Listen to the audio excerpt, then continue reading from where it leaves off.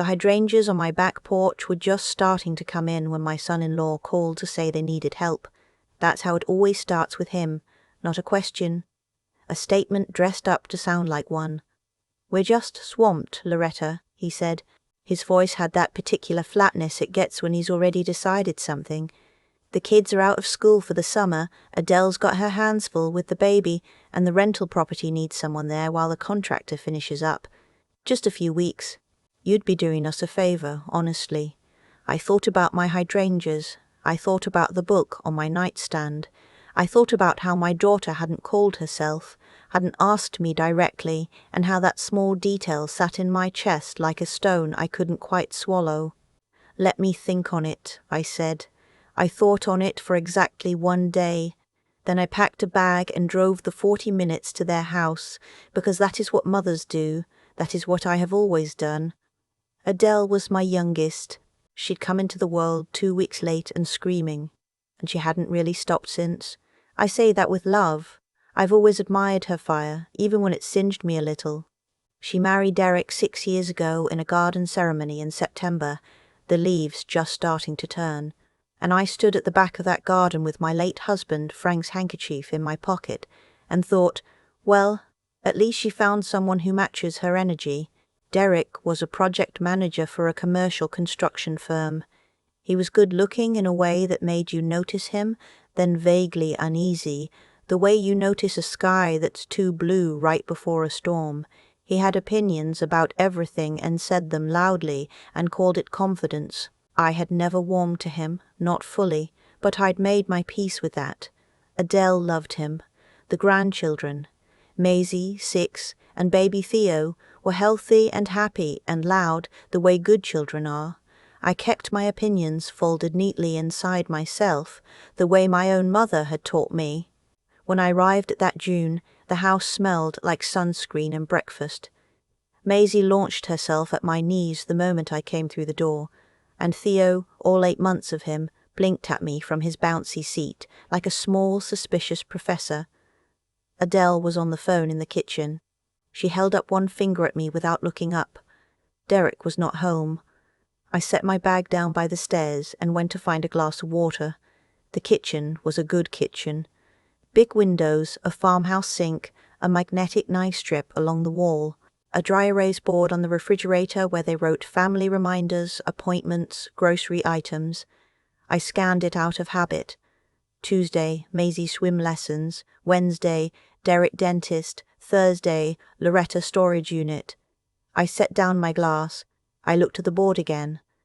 Thursday, Loretta storage unit. My name.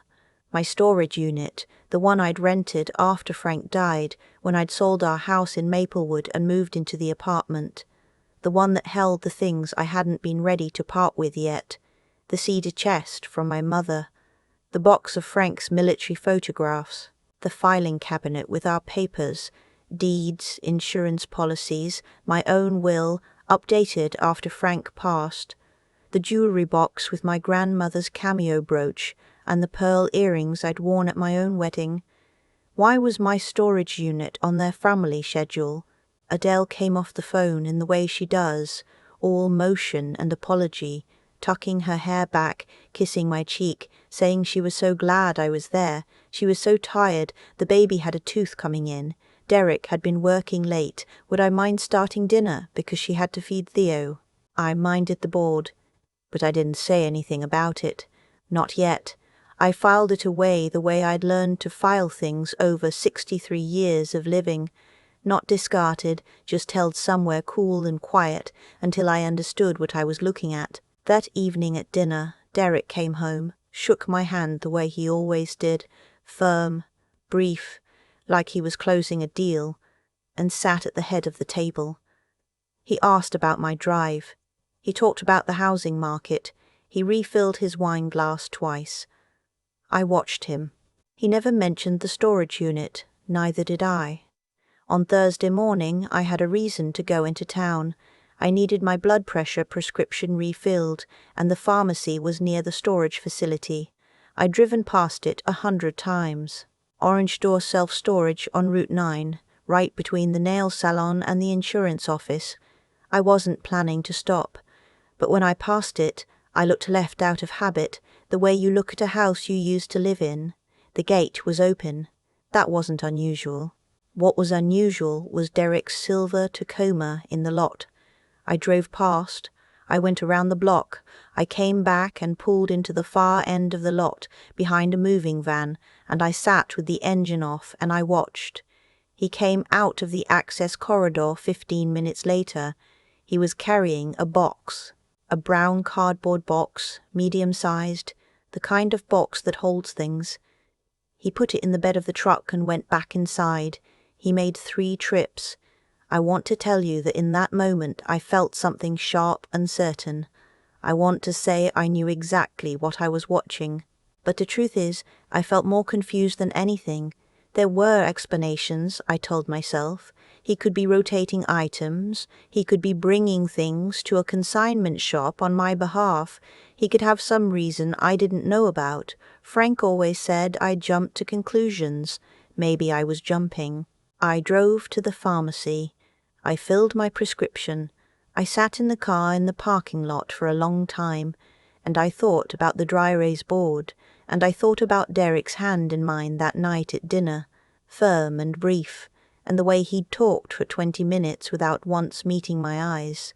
I have a friend from church, Rosemary, who's been a paralegal for 30 years. We've had coffee together every other Friday since 2009. She is the least dramatic person I know, which is exactly why I trust her. When I called her that Thursday afternoon, I didn't frame it as an emergency. I just told her what I'd seen, plainly, and asked her what she thought. "Go check your unit today," she said, "right now, before anything else." I went. The combination lock on my unit was a master lock, 4-digit code the year Frank and I were married. I'd had it for 11 years. When I turned the dial and lifted the handle and pushed up the rolling door, the smell came first. That particular smell of boxed-up time, cedar and paper and something metallic. It took me a moment to see what was different. The cedar chest was still there. The boxes of photographs were still there.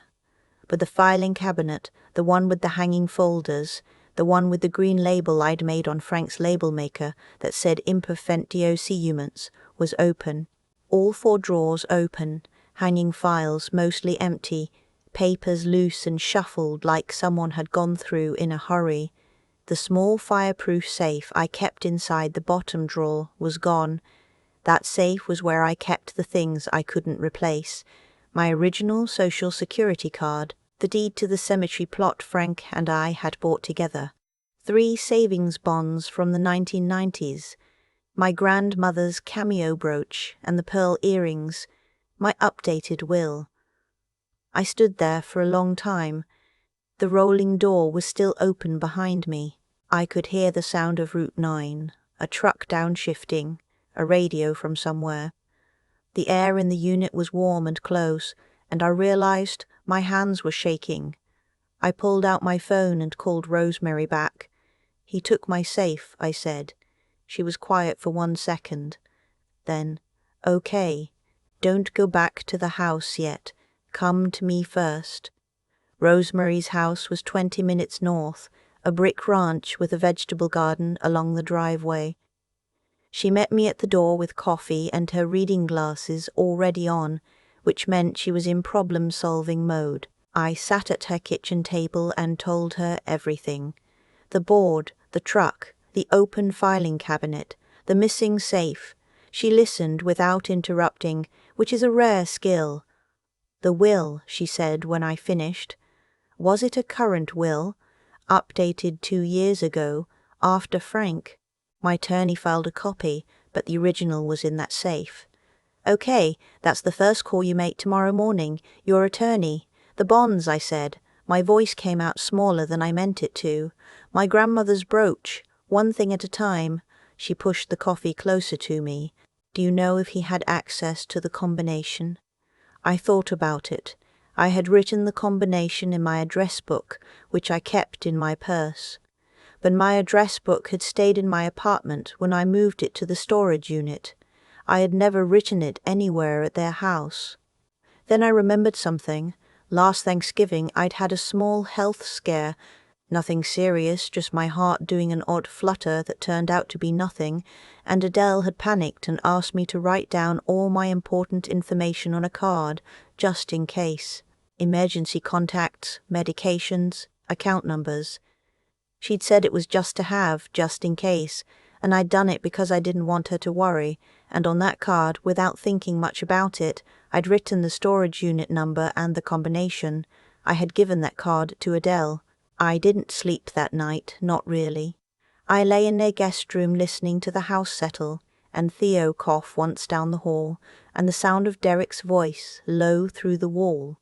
He was on the phone late, after midnight, and I made a list in my head, not of what I felt, but of what I needed to do. My attorney, the police non-emergency line, the storage facility manager, my bank, to check that nothing else had been accessed, and at some point, my daughter, the last one was hardest. Adele is my child. She grew up in the house on Maplewood with the maple tree in the backyard that she climbed every summer until she was 12. She learned to drive in the parking lot of the ShopRite on County Road. I drove her to her first OB appointment when she was pregnant with Maisie, because Derek had a work thing. She is my daughter, and I have loved her in all her complications for 32 years. But I also knew, lying there in the dark, that she had handed Derek that card. Whether she knew why he'd wanted it or not, I couldn't say yet. I didn't know where the line was between complicity and blindness. I wasn't sure which one would be harder to forgive. I called my attorney, a woman named, well, it doesn't matter what she was named. What matters is that she was efficient and calm and said exactly what Rosemary had said, first things first. We confirmed her copy of my will was on file. She walked me through filing a police report for theft. She told me to document everything, photographs of the unit, a written account of what I'd seen on Thursday, timestamps on my phone's location history if I had it. I had it. I checked in at the pharmacy on my phone app while I was waiting. The timestamp put me 2 blocks from the storage facility at 10:47 a.m. on Thursday. The storage facility manager pulled the access log for my unit.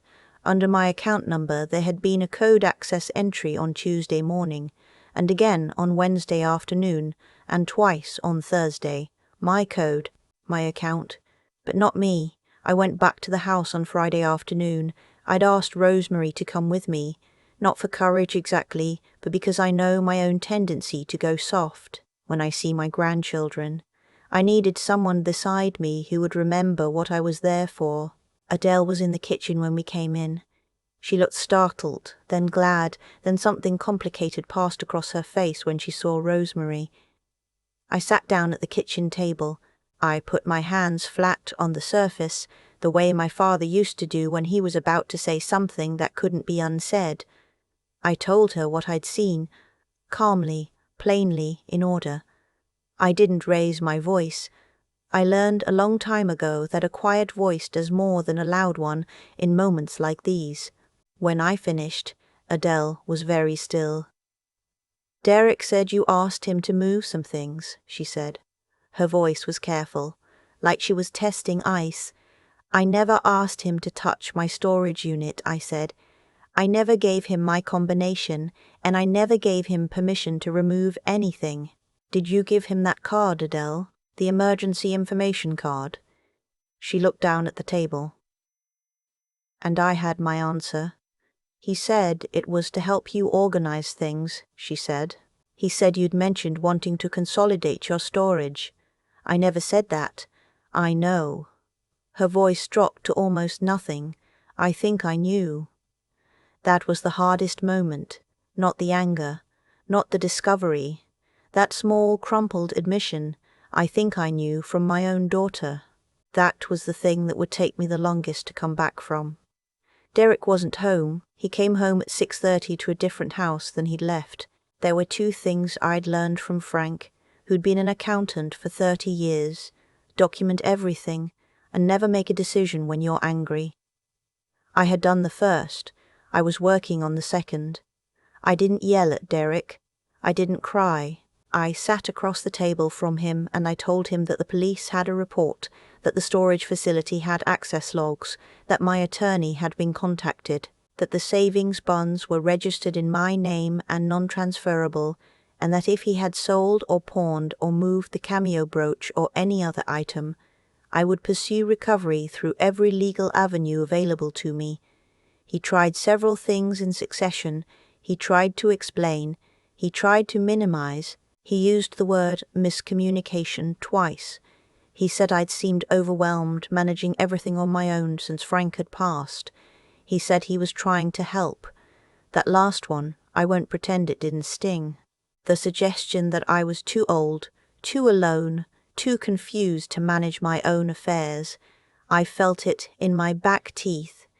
I'd like the safe returned, I said, and everything in it intact. Loretta, all of it, I said. The bonds, the deed, the brooch, the earrings, my will, all of it. Adele was at the sink, not moving. He brought the safe back the next morning. I don't know what he told himself about it. I don't know if he believed I would actually follow through, or if he was simply calculating odds and decided it wasn't worth it. The safe was in the bed of the Tacoma, still locked, and when I opened it, everything was there. The brooch, the earrings, the savings bonds, my will a little wrinkled but intact. I checked everything twice. I took photographs. I stayed 2 more days because Rosemary thought I should, and because Maisie cried and asked me not to leave, and because I am still a grandmother, even when I am also a woman who has been wronged. I made pancakes on Saturday morning, and Maisie helped me cut them into star shapes, and I held Theo on my knee and breathed in the smell of his hair, that particular baby soap sweetness, and I thought about the difference between a family and the idea of a family. I had a conversation with Adele on Saturday afternoon in the backyard, while Derek took the kids to the park. We sat in the same lawn chairs we'd sat in at her last birthday party, and I told her what I needed to say. I told her that I loved her without condition. I told her that my love for her was not the question. I told her that what she had done, handing over that card, not asking questions, choosing to believe a convenient explanation, had cost something, that I needed her to understand that, not for me to feel better, but because she had children of her own, because one day they would be adults, and she would want them to understand about trust and about what it means to be someone's safe place. She cried. I let her. I put my hand on her arm, and I let her. Before I left, I called my bank. I added a verbal security password to my account. I called the storage facility and changed the combination and revoked access on my unit account so that only my own keypad code could open the gate. I called my attorney back and updated my will again. I made some changes I'd been putting off, the kind of changes you make when certain illusions have cleared, and I went home to my hydrangeas. They were fuller than when I'd left, deep blue, the kind of blue that almost looks purple in the shade, spilling over the railing in a way that would have made Frank say we should trim them back, and that I would have ignored because I have always liked things a little wilder than they should be. I made tea. I sat on the porch. I watched the light change over the backyard. I have been a wife and a mother and a widow and a grandmother. I have signed papers I didn't fully understand and trusted people I shouldn't have and stayed quiet when I should have spoken. I have also raised a child who, when it came down to it, said, "I think I knew," which is at least the beginning of honesty. None of it is simple. It never is. But there is something clarifying about finding out exactly where you stand, even when the ground turns out to be different than you thought. I know now what documents are filed where. I know who has access to what. I know that my grandmother's brooch is back in its place, and that I will not be leaving my combination anywhere I don't absolutely control. I know that love doesn't make people reliable, and I know that I am not too old, or too alone, or too confused to manage my own life. Frank always said I was the stubborn one. He wasn't wrong. He just thought it was a warning. I always thought it was a gift. I've thought a lot about what made Derek think he could do what he did. Not out of anger anymore. That part has mostly settled, but out of genuine curiosity about how a person arrives at that decision. I think it was simple, actually. He looked at me and saw a woman who was older, who was alone, who had handed over a card with her most important information on it, without being asked twice. He saw someone who wouldn't push back. Someone who had spent a lifetime being accommodating, and who probably wouldn't stop now. He wasn't entirely wrong about my history, but he was wrong about where I was headed. What I keep coming back to is the card, not Derek taking the safe. That was his choice and his alone, but the card I gave Adele. I made that card because my daughter was frightened after my health scare, and I wanted to ease her worry. That was a kind impulse. It came from a good place.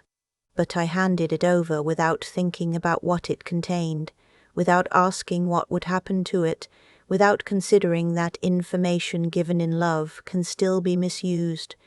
Good intentions on my end didn't protect me. They just made me easier to take advantage of. I don't say that to blame myself. I say it because it's the truest thing I learned from all of this. Being a caring person doesn't exempt you from being careful. Those two things have to live together.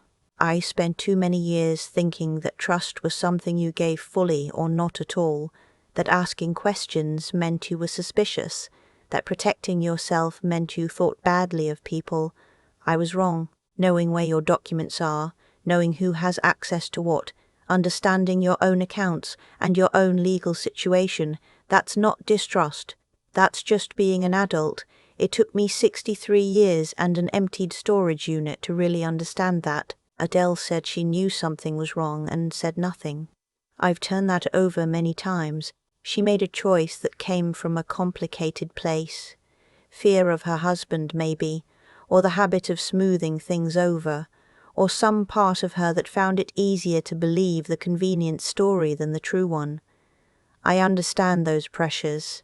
I was married for 31 years, and I know what it is to tell yourself something is fine when the evidence says otherwise.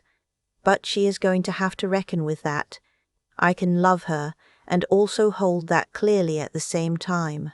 What Derek did came back to him, not because the universe punished him, but because actions have practical consequences. Theft leaves records. Storage facilities have access logs. Attorneys keep copies of wills. The structures he assumed would protect him. My age, my isolation, my habit of accommodation, turned out to be the very things I'd already started quietly dismantling. He miscalculated. And when you miscalculate about a person, you usually find out they were more than you'd accounted for. I am back on my porch now. The hydrangeas need deadheading, and I have a doctor's appointment Tuesday, and Maisie called yesterday to tell me she lost her first tooth. Life is the same shape it was before, but I am different inside it. I am someone who knows where everything is, who has changed her combinations, who has updated her will, who will not hand over an emergency card again without thinking carefully about what is on it and who is receiving it. Frank used to say that wisdom is expensive. He meant you usually pay for it one way or another. I paid for this particular lesson with a few sleepless nights and a very frightening afternoon in a storage unit on Route 9. All things considered, I got off reasonably well, and I intend to stay that way.